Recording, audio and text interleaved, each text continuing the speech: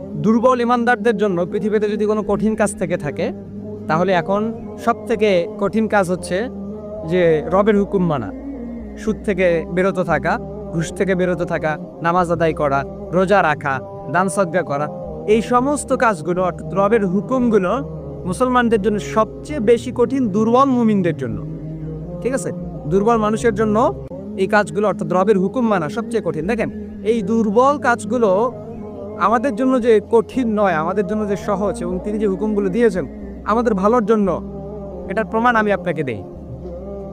দেখেন, আমাদের পিতামাতা যখন আমাদেরকে বলে যে বাবা তুমি গোসল করো, আমরা যখন গোসল করি, পরিষ্কার হই, সুন্দর কাপড় পরে এরপর হচ্ছে বাসার বাইরে বের হই, মানুষ যখন বলে যে না আসলে এটা স্মার্ট আছে বা খুব সুন্দর করে চলাফেরা করে, পরিষ্কার থাকে সব সময়, তখন কিন্তু সেটা কার ভালোর জন্য?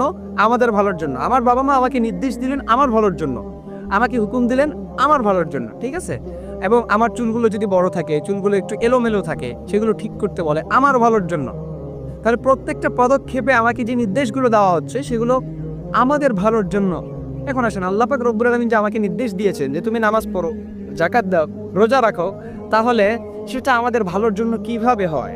দেখেন, আপনি নামাজ পড়লে 5 বার উজু করতে পারতেছেন। দেখেন, আমি বাহ্যিক দিকটা জাস্ট আপনাদেরকে বলি। 5 বার আপনি উজু করতে পারতেছেন, আপনার হাতগুলো পরিষ্কার থাকতেছে, আপনি চেহারা এমনিতে পরিষ্কার থাকবে।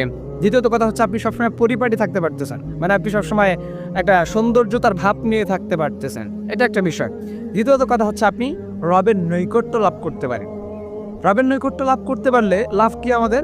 আমাদের লাভ হচ্ছে যে আমরা এবং জান্নাতের মধ্যে কোনো পার্থক্য থাকে না। আমরা এবং জান্নাতের মধ্যে পার্থক্য একটাই, আমরা মৃত্যুবরণ করলেই জান্নাত চলে যাব।